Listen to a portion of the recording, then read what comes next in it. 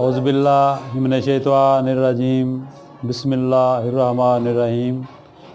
अस्सलामुअलैकुम नाज़रीन, Gulzar fun channel वालों ਅਸੀਂ ਤੁਹਾਨੂੰ खुश आमदीद ਕਹਿੰਦੇ ਹਾਂ।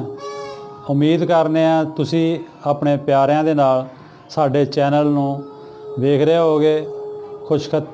ਖਤਾਤੀ ਬਾਰੇ ਅਸੀਂ ਕੋਸ਼ਿਸ਼ ਕਰਾਂਗੇ ਕਿ ਇਨਸ਼ਾਅੱਲਾ ਇਹਨੂੰ ਅੱਛੇ ਤਰੀਕੇ ਨਾਲ ਸਮਝਾਇਆ ਜਾਵੇ। ਰਹਿਮਾਨ ਰਹੀਮ। ਅੱਜ ਦੀ ਮਸ਼ਕ ਹੈ ਸਾਡੀ ਮਸ਼ਕ ਨੰਬਰ 16। ਇਹ 'ਚ ਅਸੀਂ ਬੇ ਔਰ ਆਇਨ ਲਿਖਣਾ। ਇਹ ਹਿੱਸਾ ਜਿਹੜਾ ਇਹ ਕੋਨੇ ਨਾਲ ਬਣੇਗਾ, ਇਹ ਵੀ ਕੋਨੇ ਨਾਲ ਲੈ ਕੇ ਆਵਾਂਗੇ ਨੀਚੇ।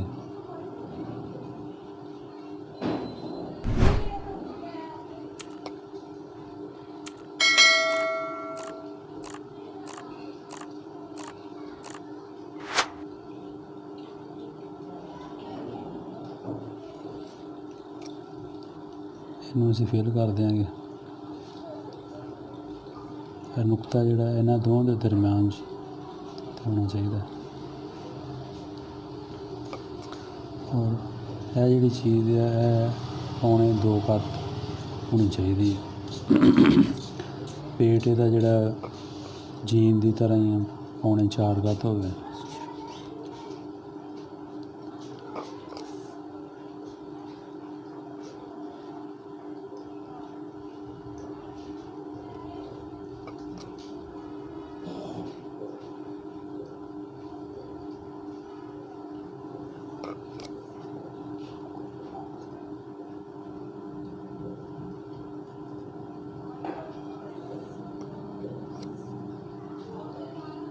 ਇਹਦੀ ਜਿਹੜੀ ਫਿਲਿੰਗ ਹੈ ਨਾ ਜੀ, ਇਹ ਜ਼ਰੂਰੀ ਹੁੰਦੀ ਹੈ ਕਿ ਜਿੱਥੋਂ ਤੁਸੀਂ ਲਫ਼ਜ਼ ਦੀ ਸ਼ਕਲ ਕਮਜ਼ੋਰ ਆ ਉਹਨੂੰ ਤੁਸੀਂ ਫਿਲ ਕਰ ਸਕਦੇ ਜੇ। ਇਹਦੀ ਰਵਸ਼ ਇਹਦੇ ਨਾਲ ਜਾ ਕੇ ਮਿਲਣੀ ਹੁੰਦੀ ਹੈ।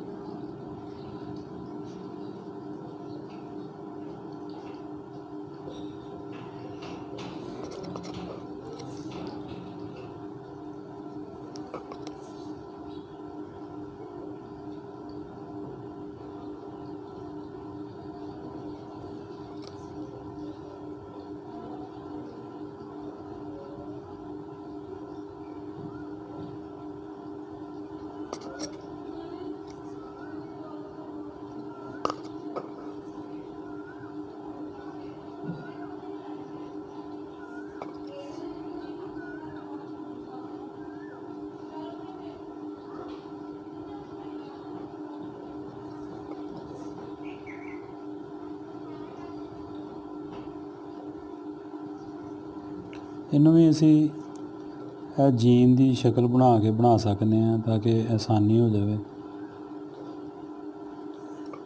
ਅਸੀਂ ਇੱਥੋਂ ਪਕੜ ਕੇ ਉਹਦੇ ਅਸੀਂ ਇੱਥੇ ਕੋਨਾ ਬਣਾਉਂਦੇ ਹਾਂ, ਇੱਥੇ ਗੁਲਾਈ ਰੱਖਣੀ ਪੈਣੀ। ਸਿਰਫ ਇੰਨਾ ਕੀ ਫ਼ਰਕ ਹੋਣਾ ਇਹਦਾ।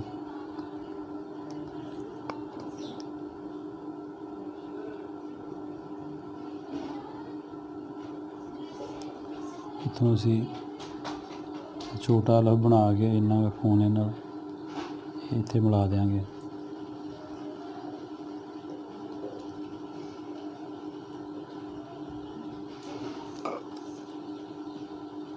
ਬੇਅਨ ਬਾ। ਹੁਣ ਇਹਦੇ ਨਾਲ ਅਸੀਂ ਲਿਖਾਂਗੇ ਬਾਫ।